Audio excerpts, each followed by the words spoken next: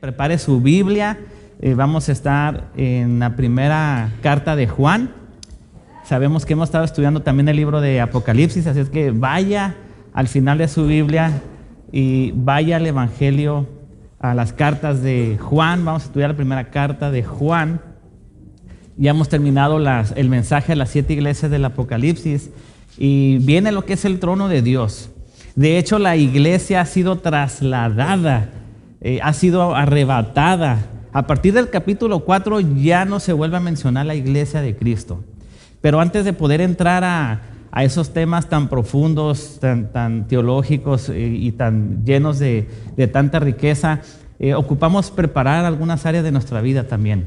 Ocupamos estar seguros porque cada texto de la Biblia nos está preparando para el traslado de la iglesia y para la segunda venida de Jesús y para todos los eventos futuros que aún no se han cumplido. La escatología, las profecías se van a cumplir al pie de la letra. Pero la pregunta es, ¿estamos listos? ¿Está nuestro corazón preparado? Cristo viene por una iglesia santa. Cristo viene y se lleva a una iglesia pura, sin mancha. Eso es lo que nos tiene que preocupar en esta mañana. ¿Estamos listos? ¿Estamos preparados para ese gran día, ese gran evento escatológico que la Biblia lo menciona tantas veces? Por eso quiero tomar también este mensaje para ir preparando nuestro corazón, ir preparando nuestra vida espiritual. Y como sabemos, el tema central de toda la Biblia es Jesucristo. Ese es el tema central. Eso me emociona poder compartir cada mensaje porque ese es el tema central de Génesis 1, Apocalipsis 20, 21 y 22. Jesús es el tema central de toda nuestra Biblia. Y el texto hoy, en 1 Juan 5:12, dice que el que tiene al Hijo tiene la vida. Pero el que no tiene el Hijo no tiene la vida. Sin duda es el corazón, este texto de lo que es la primera carta de Juan. El que tiene al Hijo tiene la vida. El que no tiene el Hijo no tiene la vida. Y este texto nos va a llevar a por lo menos 3 puntos. Tenemos una victoria gracias a la fe, una fe salvadora, una fe que nos ha sido provista por medio de un Dios todopoderoso, pero también tenemos una victoria en el testimonio. Se supone que vivimos vidas diferentes, se supone que ya no estamos en la oscuridad, estamos en la luz. Se supone que nuestras palabras hablan de las grandezas de Dios y bendice al hermano y bendice a la comunidad. Y también nuestro tercer punto, tenemos una victoria certera, asegurada. No es una victoria que está en tela de juicio o está en duda, no. Es una victoria certeza. Y por favor, cuando escuchemos la palabra victoria, no lo llevemos a la prosperidad, que ese no es el Evangelio. El Evangelio no es prosperidad. El Evangelio es la muerte, la sepultura y la resurrección de nuestro Señor Jesucristo. Entonces, si hablamos de victoria, es la victoria en la muerte de Jesús, en la sepultura de Jesús y en su resurrección, nada más. Nada más. Pero cuando nosotros tenemos al Hijo, tenemos una fe que nos lleva a una victoria espiritual y también una victoria en nuestro testimonio. Porque deberíamos de ser hijos de luz. Es lo que dice en primera de Juan, capítulo 2 en adelante. Dice que Dios es luz. Y nosotros como hijos de Él, entonces nosotros debemos de reflejar la luz. Y en este mes en específico de octubre, en donde todo se combina para promover la oscuridad y las tinieblas, nosotros deberíamos de promover la luz de Jesús, porque el que tiene al Hijo tiene la vida. Desarrollemos nuestro primer punto, que es ¿cómo es que adquirimos una fe? ¿Será que merecemos esa fe? ¿O será que hay una capacidad dentro de nosotros para desarrollar una fe sobrenatural? Una fe que puede mover montañas y una fe que también puede mover el corazón de Dios, porque realmente nosotros no podemos sorprender a un Dios tan maravilloso, pero si algo Dios le llama la atención es cuando nosotros tenemos un corazón contrito y humillado. Y cuando de alguna manera sobrenatural profesamos una fe, y lo vemos en los evangelios, personas que tenían una fe sobrenatural, gracias a la soberanía del Señor, por supuesto, pero que eran las palabras de nuestro Señor Jesús en los evangelios cuando alguien tenía fe. ¿Sí?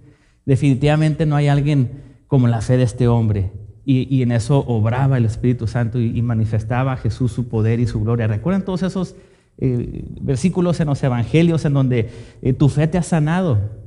¿Sí? El que no podía ver, ahora ves, porque su fe lo ha sanado. Y no nomás tu fe te ha sanado, sino también tu fe te ha salvado. ¿Sí? Entonces, el nosotros ver y poder profundizar acerca de la fe tiene mucho que ver que sea proveída por parte del Señor. Al que tiene el Hijo tiene la vida. Quiero que leamos un poquito el versículo 5, capítulo 5, versículo 1, primera de Juan 5, 1. Dice: todo aquel que cree que Jesús es el Cristo es nacido de Dios. Y todo aquel que ama al que engendró, ama también al que ha sido engendrado por él. Entonces, conocemos que amamos los hijos de Dios cuando amamos a Dios y guardamos sus mandamientos. Pues este es el amor a Dios, que guardamos sus mandamientos, y sus mandamientos no son gravosos. Versículo 4. Porque todo lo que es nacido de Dios vence al mundo, y esta es la victoria que ha vencido al mundo. Oigan, nuestra fe. ¿Quién es el que vence al mundo sino el que cree que Jesús es el Hijo de Dios? ¿Vieron ese texto? Sí, está hablando de que nuestra fe es algo que recibimos cuando nacemos de nuevo. O sea, ¿cómo podemos saber si hemos nacido de nuevo? Porque hay una fe. Pero luego observen el 5. ¿Quién es el que vence al mundo? Sino el que cree que Jesús es el Hijo de Dios. Está hablando de una victoria. Está hablando de que somos vencedores. ¿Sí ven el texto?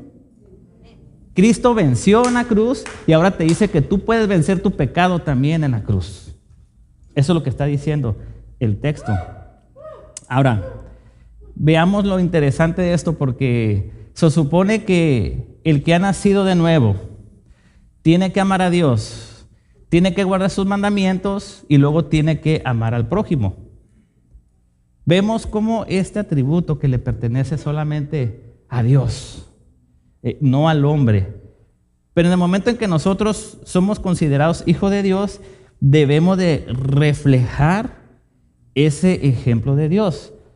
Noten, Dios nos hizo a imagen y semejanza a Él. En el capítulo de Génesis, en el libro de Génesis, Dios hizo al hombre a semejanza a Él. O sea, somos seres racionales. No somos robots controlados por algoritmos, ni estamos programados, sino que somos seres racionales, tenemos capacidad de razonar, tomar decisiones, de pensar y de reflexionar. Entonces, tenemos a un Dios todopoderoso que es amor. Y nosotros tenemos que reflejar ese amor con nuestro testimonio. Nosotros tenemos que reflejar ese amor con nuestra vida.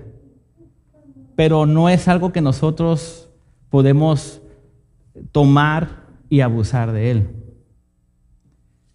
Entonces, el que tiene al Hijo tiene el amor de Dios, pero el que no tiene al Hijo no tiene el amor de Dios. Y eso es interesante porque muchas veces le decimos a todo el mundo: Dios te ama. Y eso a lo mejor para nosotros es fácil porque estamos experimentando el amor de Dios porque tenemos al Hijo. Pero realmente no estamos bendiciendo de una manera correcta a las personas al decirles que Dios los ama. Porque si hablamos de lo que es la justicia de Dios y vemos que las personas rechazan a Dios y prefieren vivir en oscuridad, ese atributo no aplica para todas las personas. Cuando leemos esta carta de Juan encontramos bien claro ese contraste. Los hijos de Dios y los hijos del diablo. Encontramos un contraste muy marcado. En el capítulo 2, versículos 19 al 20, encontramos que dice Juan: salieron de nosotros para que se manifestase que no eran de nosotros. O sea, estaban con nosotros, pero salieron para que se manifestase que no eran de nosotros. Entonces nosotros debemos de compartirle la verdad a las personas. Antes de decirles Dios te ama, es antes ver la condición en la que las personas se encuentran, caídas. Lo que dice Romanos 3:23, separados de Dios. Romanos 6:26, por cuanto todos pecaron, todos están destituidos de la gloria de Dios. Esa es la condición verdadera de todo aquel que está en tinieblas y que no tiene al Hijo. Y como no tiene al Hijo, no tiene la vida. Es lo que dice 1 Juan 5:12. Al que tiene al Hijo tiene la vida, al que no tiene al Hijo no tiene la vida. Hay una condición y hay una posición. Nuestra posición, ahora que tenemos al Hijo, tenemos la vida eterna. Pero la posición para el que no tiene al Hijo es que tiene muerte espiritual y una condenación eterna, separada para siempre de Dios. Entonces, ¿qué hay que compartir? ¿En qué nos tenemos que esforzar si realmente amamos a las personas? Que sepan la verdad. Y veamos cómo está el mundo allá afuera. Este mes se celebra el mes de la oscuridad, los que andan en oscuridad, y este mes se celebra el mes de la luz a los que andamos en la luz. Por ejemplo, nosotros el 31 de octubre venimos a una velada de oración. Pero el que no tiene al Hijo y no tiene la vida, entonces ellos celebran la oscuridad, así de sencillo. Vean la decoración afuera en las casas. Vean la sensación ya cuando es de noche y transitas por tu colonia donde tú vives, se siente ya el ambiente de oscuridad. Entonces, ¿qué es el mensaje que predica la iglesia? Es un mensaje de luz, un mensaje de esperanza. Y debemos de compartir la verdad en base a la condición y en base a la posición. ¿Cuál es mi condición como hijo de Dios? Soy salvo, soy redimido, soy justificado, pero todavía, 1 Juan 1:9, todavía fallo, así que vivo una vida de confesión, confesando mis pecados. Esa es mi condición todavía. Mi alma ha sido redimida y mi espíritu ha sido redimido, pero mi cuerpo no. Y es lo que dice el apóstol Pablo en Romanos 7, se está quejando de su cuerpo que lo hace pecar.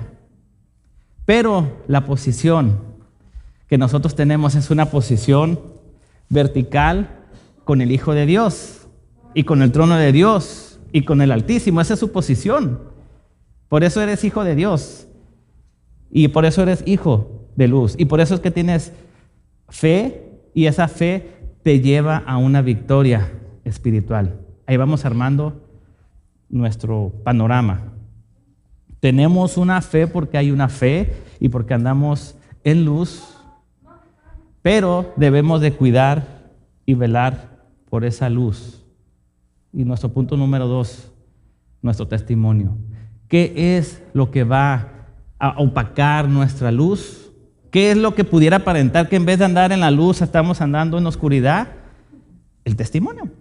Vean el versículo 6 del capítulo 5. Estamos en la primera carta de Juan, capítulo 5, versículo 6.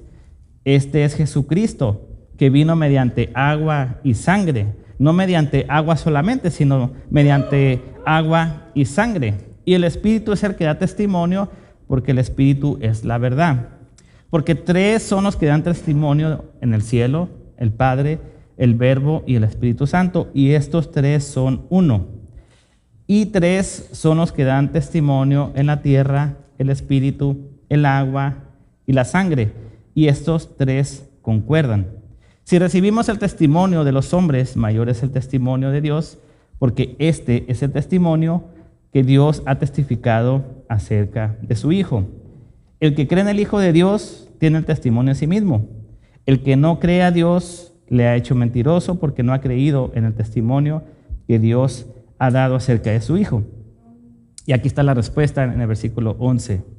Y este es el testimonio, que Dios nos ha dado vida eterna, y esta vida está en su Hijo. Por eso el que tiene al Hijo tiene la vida, y el que no tiene al Hijo no tiene la vida. Vean cómo el autor, Juan, usa el ejemplo de la Trinidad.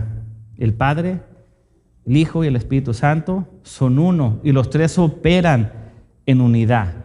Entonces, ¿cómo aplica a nosotros o qué significa para nosotros una victoria en mi testimonio? Que así como opera el Padre, el Hijo y el Espíritu Santo, así también nosotros como hijos de Dios operamos en el Padre, en el Hijo y el Espíritu Santo. ¿Pero cómo? ¿Cómo podemos operar así? Vayamos por partes. Si nosotros estamos seguros que tenemos al Hijo, inmediatamente el Espíritu Santo ya ha hecho morada permanente en nosotros. ¿Y para qué ha hecho morada permanente en nosotros? Por lo menos para glorificar a Dios y poder adorarlo sin que haya algo que nos acuse o algo que nos impida, al menos que estemos en pecado. Pero también el que esté la morada del Espíritu Santo dentro de nosotros es que nuestro testimonio cambia. O sea, nuestras palabras que decíamos antes ya no deberían de ser las palabras en las cuales ahora hablamos. Nuestra manera de pensar tiene que ser renovada, tiene que ser transformada. Ahora, la victoria que Dios está hablando a través de este texto no está ni en el pasado, no está nada más en el presente, ni está nada más en el futuro. Quiero que vean este atributo de Dios. Dios en estos momentos sabe el pasado. Dios en estos momentos sabe este presente. Y Dios en estos momentos sabe el futuro. Al mismo tiempo, vean ese atributo de Dios, por favor. Dios sabe qué pasó hace miles de años. Dios sabe qué está pasando en este momento. Y Dios sabe qué va a pasar el día de mañana. Escuche eso. ¿Y cómo lo sabemos? Por este libro. Por este libro. O sea, ábrelo al principio y encuentras la creación de Dios. Eso pasó hace miles de años atrás. Vemos las iglesias de Apocalipsis que se escribieron hace 2000 años y son un mensaje hablando en tiempo presente. Instrucciones en tiempo presente. Estamos viviendo en la era de la iglesia, en la era de la gracia. Ese es nuestro tiempo presente. Y Dios sabe el futuro. Sabe lo de mañana y lo sabe tan bien que está escrito lo que va a pasar mañana. Está escrito el traslado de la iglesia.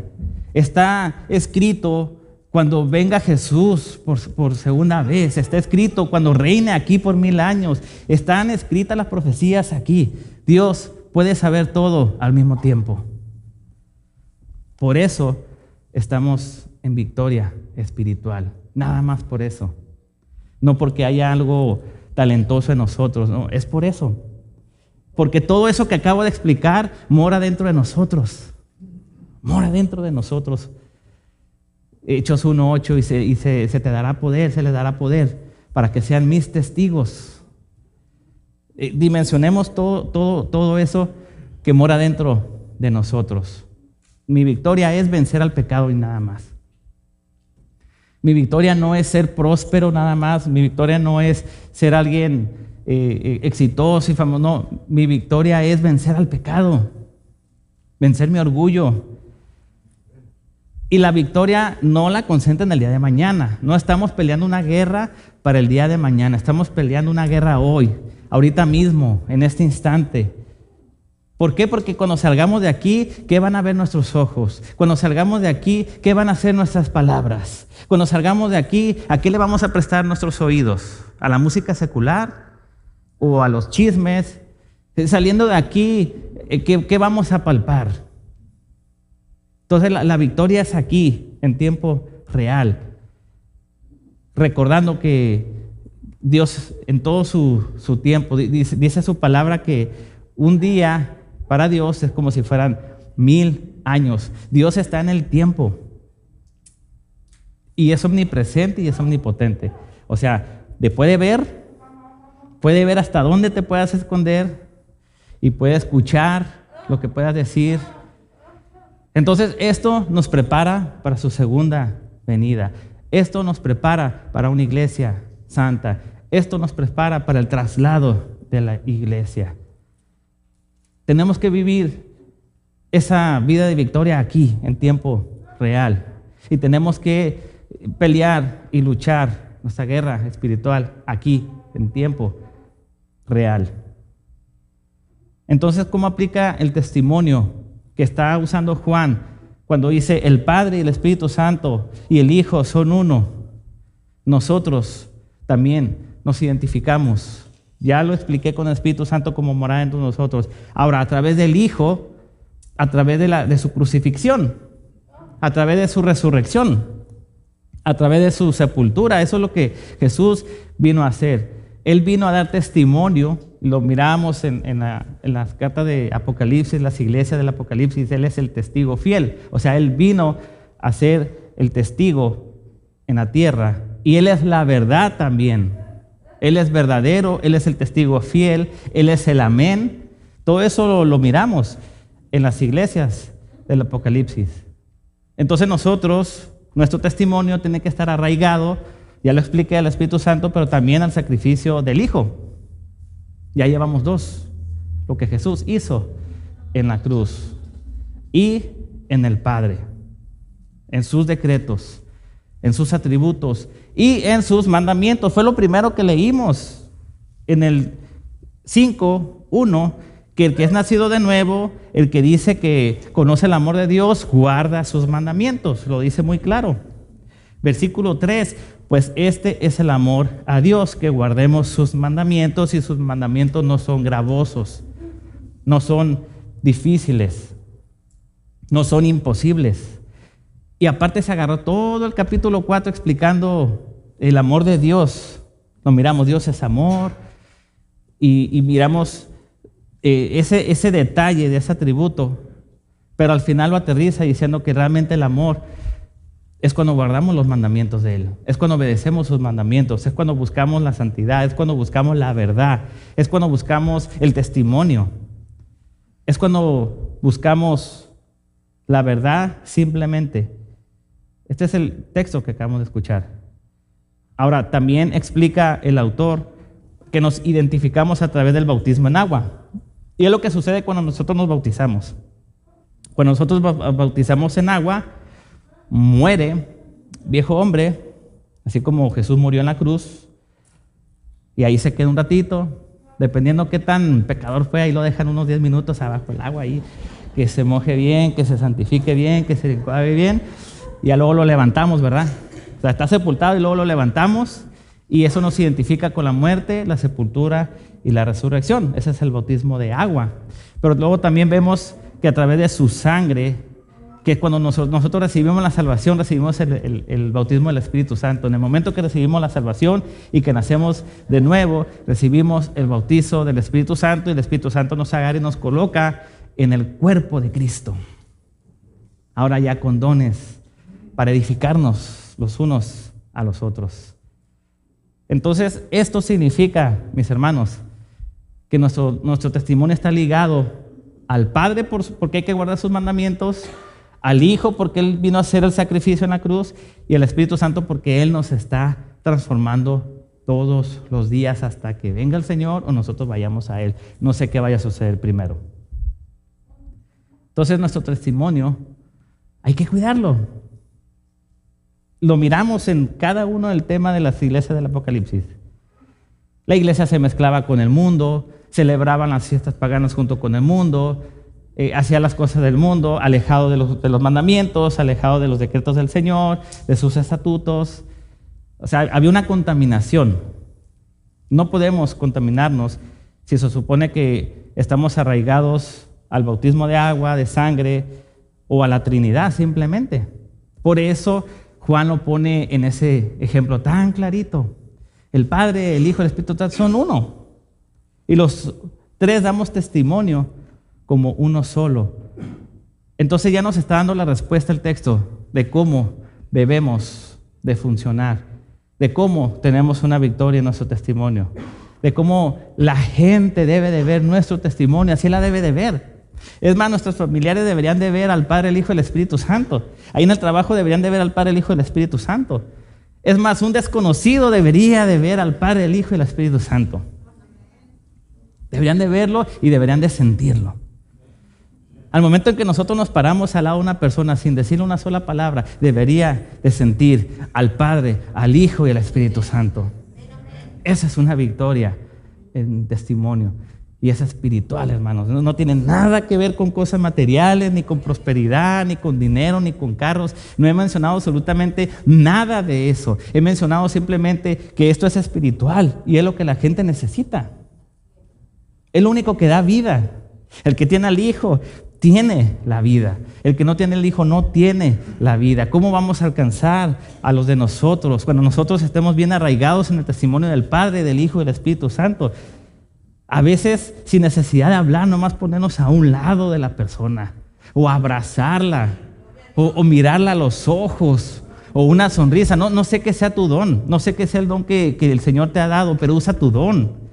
A lo mejor tu don no es el de hablar, pero sí el de abrazar y el de dar una palabra, el de mirar a los ojos y que la gente sienta, este tiene al Padre, al Hijo y al Espíritu Santo.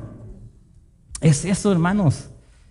Esa es la verdadera victoria que recibimos primero por la fe, como lo vimos en nuestro punto número 1, porque esa fe salvadora nos ve que hemos nacido de nuevo y que hay salvación, y esa fe nos ayuda a caminar como un verdadero soldado y como un embajador de Cristo. No caminar como mediocre y desobediente, sino caminar en victoria y en obediencia. Esa fe es la que nos ayuda. El testimonio debe también de ayudarnos. Y por último, nuestro tercer punto es una victoria certeza. O sea, sí o sí. Vean el versículo 13 del capítulo 5. Estamos en la primera carta de Juan 5:13. Estas cosas os he escrito a vosotros que creéis o creéis que el nombre del Hijo de Dios, para que sepas que tienes vida eterna y para que creas en el nombre del Hijo de Dios. Y esta es la confianza que tenemos en Él, que si pedimos alguna cosa conforme a su voluntad, Él nos oye.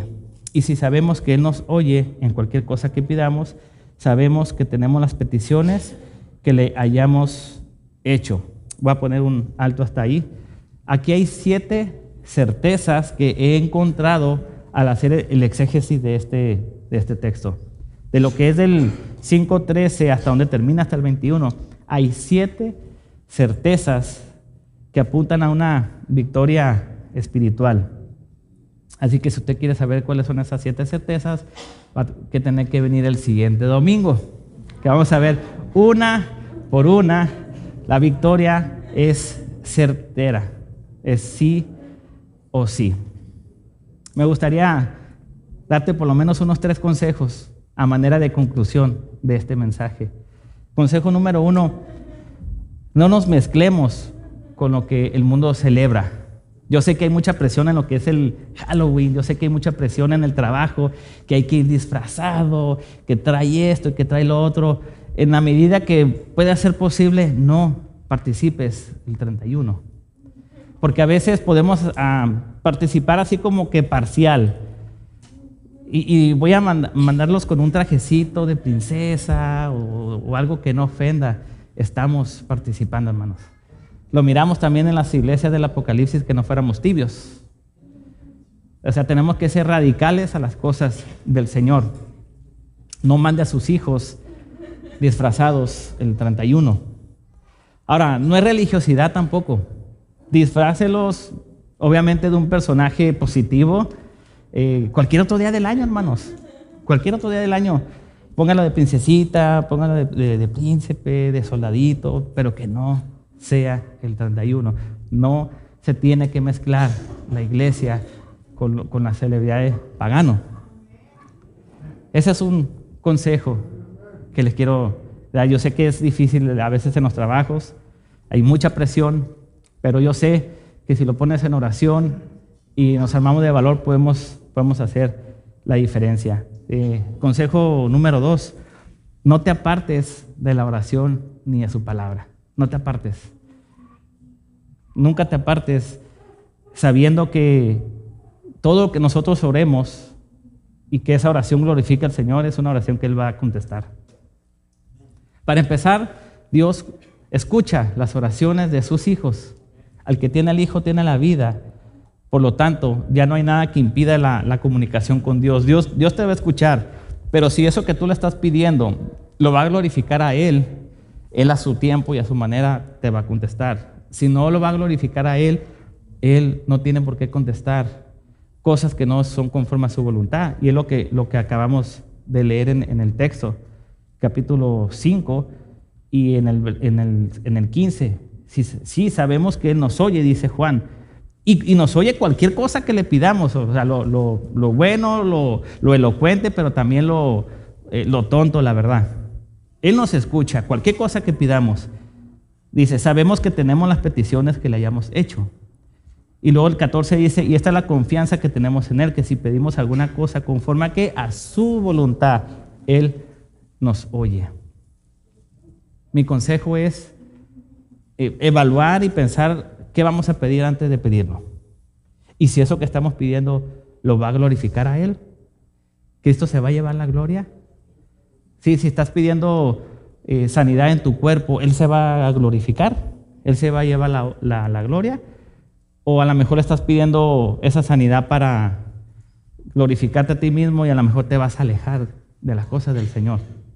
O estás pidiendo por un trabajo en específico, pero Él se va a glorificar o te va a alejar de que vengas a los estudios y vengas a los servicios. Ve cómo esto tiene sentido. Evaluar qué estamos pidiendo y si es conforme a la voluntad de Él. Sí, pidamos mejor un trabajo, el cual ahorita en estos momentos nos impide venir al estudio y venir al servicio. ¿Sí? Señor, dame este trabajo con el propósito y la finalidad de venir a servirte. Y si es una oración sincera, yo he visto casos que el Señor contesta.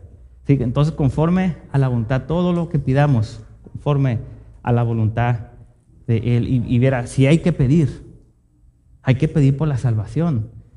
Hay que insistir por la salvación. Y hay que insistir por esa salvación por muchos aspectos.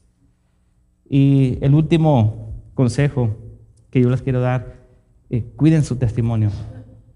En casa, cuiden lo que hablan, lo que escuchan. Y es bien difícil porque estamos en el mundo, pero ya no somos de este mundo.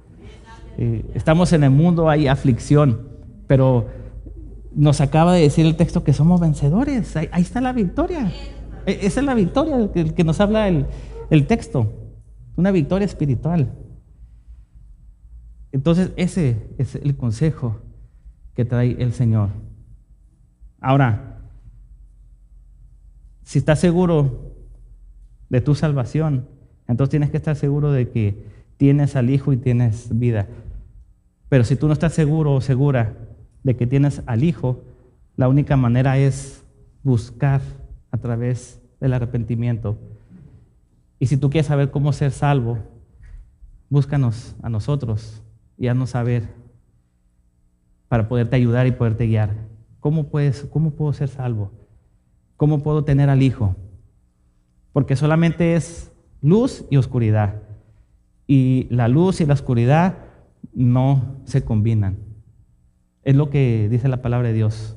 No hay comunión entre una y la otra. O es blanco o es negro. O eres frío o eres caliente. No podemos ser tibios. No hay una línea en medio. Entonces, hágase esa pregunta. O sea, realmente estoy seguro que tengo al Hijo. Y si no, ¿cómo puedo tener al Hijo?